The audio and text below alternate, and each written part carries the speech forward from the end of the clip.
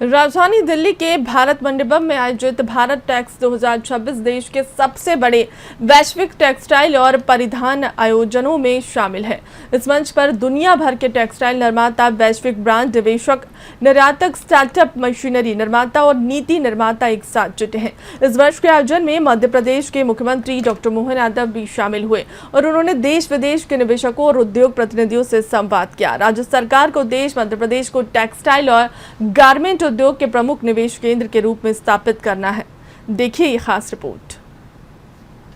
नई दिल्ली के भारत मंडपम में 14 से 17 जुलाई 2026 तक भारत के सबसे बड़े वैश्विक कपड़ा प्रदर्शनी भारत टेक्स 2026 का भव्य आयोजन किया गया। इस मेगा इवेंट में देश विदेश के प्रमुख टेक्सटाइल निवेशक, वैश्विक ब्रांड्स और उद्योग जगत के बड़े नाम शामिल हुए।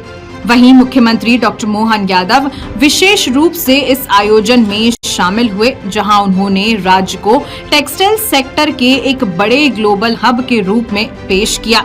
मुख्यमंत्री डॉक्टर मोहन यादव के इस आयोजन में भागीदारी का मुख्य उद्देश्य राज्य में टेक्सटाइल, गारमेंट और फुटवेयर सेक्टर में नए निवेश को आकर्षित करना रहा।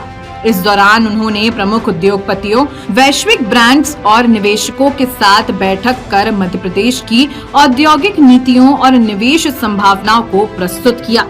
सरकार का प्रयास है कि निवेशकों को सीधे राज्य में उद्योग स्थापित करने के लिए प्रेरित किया जाए। जय श्री महाकाल। आप सबका हृदय से अभिनंदन है। माननीय मंत्री हमारे बड़े भाई भी हैं और बहुत वरिष्ठ नेता हैं। लंबे समय से हम सबका अलग अलग क्षेत्रों में आपने मार्गदर्शन किया। माननीय मंत्री भारत सरकार श्रीमान गिरिराज सिंह जी, इस सभागार में मौजूद मैडम, जो दो संबंध हमारे हैं, आप हमारे राज्य कैडर से भी हैं और यहाँ भारत सरकार के पद को भी शोभायमान कर रहे हैं, श्रीमती नीलम समी राव जी। इस अवसर पर हमारे पीएस राघवेंद्र सिंह जी, इलैयाराजा, चंद्रमौली, इस अवसर पर उद्योग जगत की सभी स्वनाम धन्य अलग अलग प्रकार की सारी हस्तियां, ट्राइडेंट ग्रुप से श्रीमान राजेंद्र गुप्ता जी, वर्धमान से नीरज जैन जी, माफ करना हमारे राष्ट्रीय अध्यक्ष विज जी, आपका भी अभिनंदन। नरेंद्र जी, आपका नरेंद्र जी, इस अवसर पर अखिलेश राठी जी, तोषनीवाल जी, श्रेय अच्छा संचालन कर रहे हैं, कितना अच्छा लग रहा है आपको सुन करके। सिद्धार्थ अग्रवाल जी, भद्रेश डोडियार जी, नरेंद्र गोयनका जी। मैं आज के इस अवसर पर इतना ही बोलना चाहूंगा। प्रभात जी, मलानी जी, जैसे इस पूरे सभागार के अंदर आज का समय यशस्वी प्रधानमंत्री के नेतृत्व में जैसा हम सब क्षेत्रों में महसूस कर रहे हैं, यहाँ नीचे आकर के माननीय मंत्री जी को मैं अभी बधाई दे रहा था। मैं कुंभ की नगरी से आ रहा हूँ। उज्जैन में 12 साल में एक बार कुंभ आता है और कुंभ की नगरी में सभी प्रकार से चारों तरफ से एक ही वातावरण बनता है। वो वातावरण तो धार्मिक होता है, लेकिन ये आज वस्त्र उद्योग का वातावरण छोटा हमारा ये भी कुंभ का रूप बना है, चारों तरफ से हर एक जगह से। और सकारात्मकता ये कि हर बार बीते वर्ष भी हमने ये इसमें भाग लिया था, लेकिन इस वर्ष इसकी और आभा बिखरी और चमक बढ़ी, जैसा आनंद में महसूस होता है। इस अवसर पर सभी वैश्विक ब्रांड के माननीय प्रतिनिधिगण, निवेशकगण, नीति निर्माता, फैशन डिजाइनर्स, टेक्सटाइल के वर्ल्ड स्तर के दिग्गज साथियों के साथ, आपके साथ, भारत सरकार के साथ कदम से कदम मिला के चलने के लिए ये हमारे अधिकारी श्रीमान राघवेंद्र सिंह जी ने अपनी पॉलिसियों पे बात कही, लेकिन पॉलिसियों से ज्यादा आपके पसीने में अनुभव की बहुत बड़ी पूंजी है और आपके शब्दों से निकलने वाले मोती हमको ताकत दे रहे राज्य सरकार को और तेजी से बढ़ने के लिए। आपके अनुभव साझा करते हुए ये सच में आप गोयनका जी ने कहा है कि बिजली के लिए आपने जनरेटर की बात कही। केवल इतना ही बताना चाहूंगा कि बीते समय हमारी अभी जो इकोनॉमी फ्री बिजली की, उसमें विश्व की सबसे सस्ती बिजली कहीं मिल रही है तो मध्य प्रदेश से मिल रही है। मैं यह आपको बताना चाहूँ, पूरे विश्व में सबसे सस्ती, भारत की नहीं। और सभी प्रकार की आजकल तो ग्रीन एनर्जी का सब कॉन्सेप्ट है, तो हमारे यहाँ पानी पे भी बिजली है और पानी से भी बिजली है, हवा से भी बिजली है और भगवान सवित्र सूर्य नारायण से भी हमारे यहाँ सब प्रकार की व्यवस्थाओं के बलबूते पर समान रूप से। और पंप स्टोरेज, हाँ, हाइड्रो पंप स्टोरेज। और ये एक अच्छी बात है कि जैसे अब सारी बातें आई गई है, मैं दोहराना तो नहीं चाहूंगा, लेकिन ये बात सही है कि टेक्सटाइल के मामले में हमारे यहाँ तो वैसे विक्रमादित्य और आदिकाल में राजा भोज तक जाएं, वो थोड़ा ज्यादा पुरानी बात हो जाएगी, लेकिन माहेश्वरी साड़ी अहिल्या माता के नाम पर राज्य भी चलाना, तो राज्य में रोजगार के लिए बुनकरों को मदद दिलाने के लिए अहिल्या महारानी की माहेश्वरी साड़ियां, और ऐसे ही हमारी चंदेरी के बारे में अगर बात हो रही है अशोकनगर से, और ये हमारे देश की खूबसूरती भी है।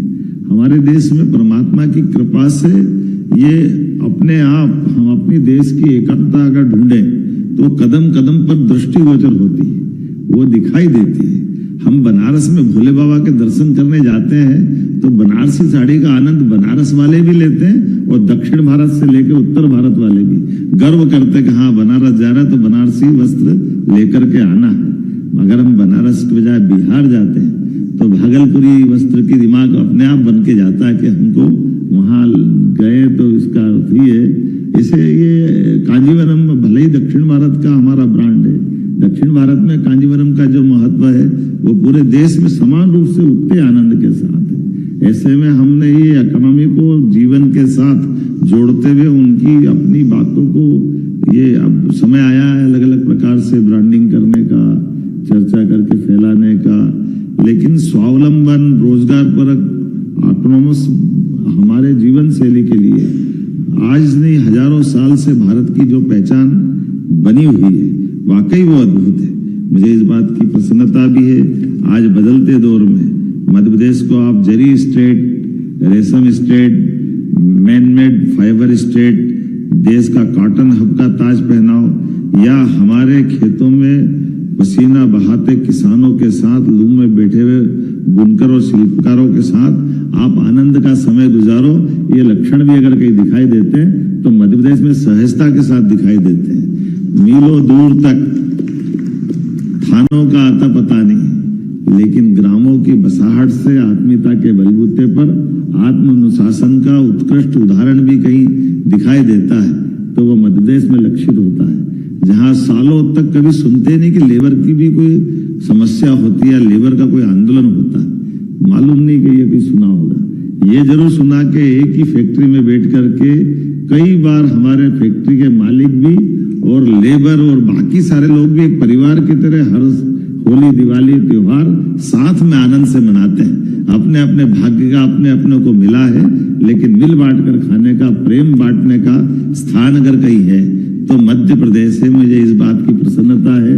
हम सब मिलकर के इस वर्तमान के वातावरण में मैं मान के चलता हूं कि सारी बातें इतनी राज्य के मुखिया होने के नाते से माननीय मोदी जी के नेतृत्व में, माननीय मंत्री जी के आशीर्वाद से और हमारे वरिष्ठ अधिकारियों के सहयोग से मध्य प्रदेश को जो अनुकूलताएं मिल रही है, ऐसे में हमने अपनी सरकार के माध्यम से वो सब करने के लिए भी प्रयास किया है, जिसके आधार पर भारत के अंदर मध्य प्रदेश की भी अपनी प्रगति खासकर इस सेक्टर में तेज गति से बढ़े। क्योंकि आपके माध्यम से जब हम केवल आपकी इंडस्ट्री को नहीं देख रहे, आपकी इंडस्ट्री के माध्यम से हम अपने समूचे समग्र रूप से बढ़ती इकोनॉमी का दृश्य दिखाई देता है। जब हमारा पीएम मित्र पार्क माननीय प्रधानमंत्री के जन्म दिवस को शोभायमान करते हुए जब हम उस दिशा में आगे बढ़ते हैं तो हमको अच्छा लगता है कि 3 लाख लोगों को रोजगार तो वहां मिलने की जो इंडस्ट्री की बात है, लेकिन 6 लाख से ज्यादा कपास उत्पादकों के जीवन में आनंद लाने के लिए आप वहां आ रहे हो तो हमारे लिए तो आनंद की बात है कि वो हमारे खेत से लेकर कारखाने तक और कारखाने से लेकर आप रेडीमेड गारमेंट से दुनिया के अंदर उस प्रोडक्ट को जब पहुंचाने के लिए आ रहे हैं तो हमारे लिए तो जितना बन पड़े वो हम सब करने के लिए तैयार है। और मुझे इस बात की प्रसन्नता भी है, ये बात सही है कि हमने जो कमिटमेंट किया है, हमारे अपने जिस प्रकार की सब्सिडी देना है डीबीटी के माध्यम से, मैं माननीय मंत्री जी को बताना चाहूंगा कि ये हमारा अभी जुलाई चल रहा है, लेकिन जून अगर छोड़ दो तो मई तक के सारे देयक हमने चुकता कर दिए, किसी भी इंडस्ट्रियलिस्ट का कोई बकाया नहीं। अकेले हमारे 1.5 साल के अंदर 5,500 करोड़ रुपए की राशि हमने अपने उद्योगपतियों के खाते में दी है, क्योंकि हमने कहा कि हमारा अगर हम बाहर जाकर के अपनी बात करते हैं तो बात का वजन तब आता है जब हमारा व्यवहार साफ हो, और ये व्यवहार वालों की दुनिया है। व्यवहार वालों की दुनिया आपसे अच्छा कौन सिखाएगा? आप लोग कपड़ा भी जानते हैं, कपड़े से ज्यादा बोलने वाले के चेहरे को पकड़ के उसकी पानी समझते हो कि ये जो बोल रहे हैं उनकी बात का वजन क्या है। मैं उम्मीद करता हूं आज के इस अवसर पर माननीय मंत्री जी की मौजूदगी में हम सब मिलकर के एक खास करके वर्तमान के दौर में जो बताया गया है कि माननीय मोदी जी के माध्यम से, माननीय मंत्री जी के आधार पर पूरे देश में वैश्विक परिस्थितियों के बलबूते पर नए प्रकार से हमारे भारत को आगे बढ़ाने के अवसर मिल रहे हैं। और ये अच्छी बात है कि आपदा में से अवसर ढूंढने के लिए भारत सरकार भी कमर कस के तैयार है और मध्य प्रदेश भी कदम से कदम मिलाने के लिए तैयार है। मेरी अपनी ओर से आप सबका पुनः वंदन। और जैसा कि हमारे पीएस ने कहा है, मध्य प्रदेश एक बार जो आता है वो मध्य प्रदेश का हो जाता है। मैं बाकी को भी बनाने के लिए आया हूँ। आइए, आपका मध्य प्रदेश इंतजार कर रहा है।